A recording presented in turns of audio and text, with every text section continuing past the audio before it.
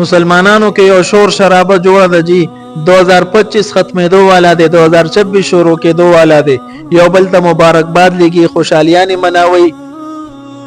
کیکونه بکټ کیږي هوایی فایرنګ بکیږي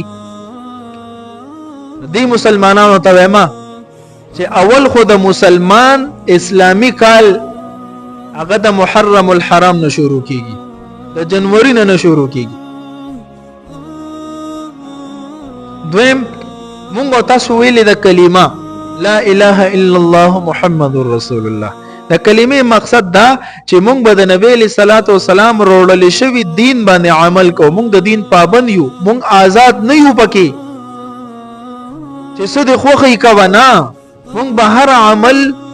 کو خوشحالي را باندې راځي او کو غم راځي به د نبی له سلام وروړل شوی دین کې مونږ ته ست تعلیم دی نو د نوې کال شروع کېدل اگر چې د محرم الحرام نه شروع کیږي زمونږ مسلمانان د جنوري نه مناوي نو مونږ وګورو د صحابو زندگی ته چې وی د مناولو څه اندازو مونږ به په هغه طریقه مناو کو نو طبرانی فی الاوسط کې حدیث د عبد الله ابن هشام ناغي فرمای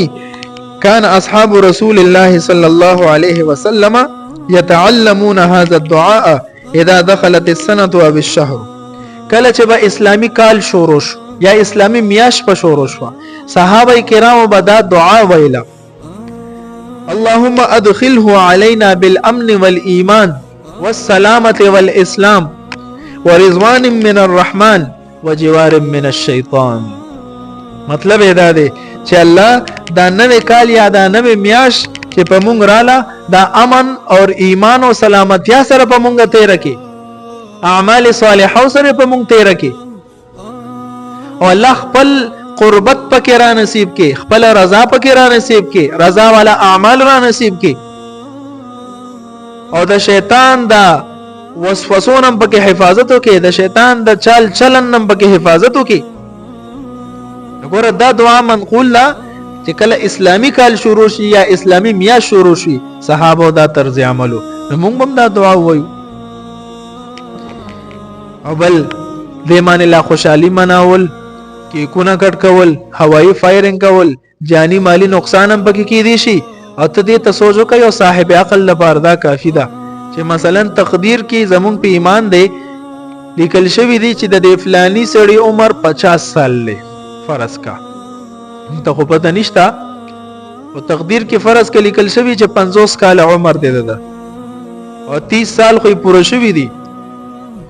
او یو بل کال هم تیر شو چې 2025 لاړو اور 2026 کال شروع شو ته په ایمانی وایا چې ته قبر ته نږدې نشوي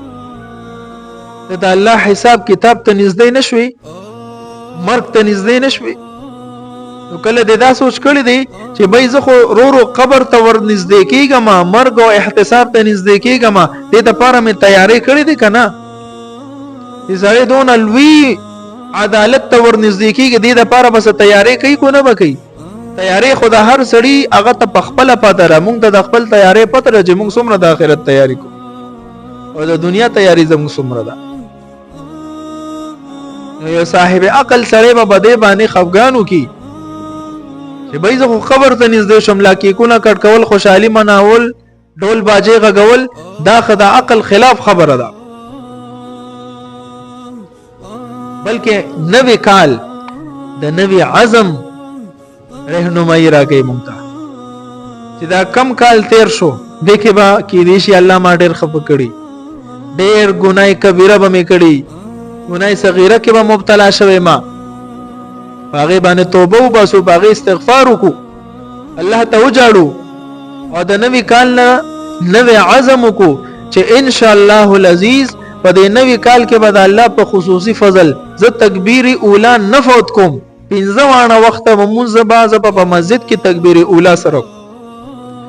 زبر روزمره اعتبار سره قران کریم له ټیم ورکوم تلاوت پکوم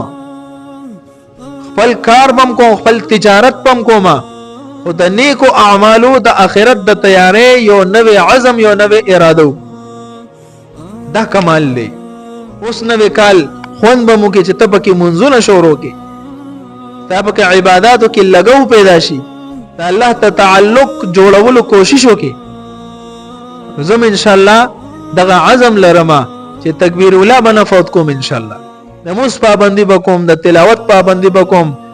د خپل گاونډي د حقوقو خیال بساتم د روریانو د حقوق خیال بساتم د مور او پلار د خدمت خیال بساتم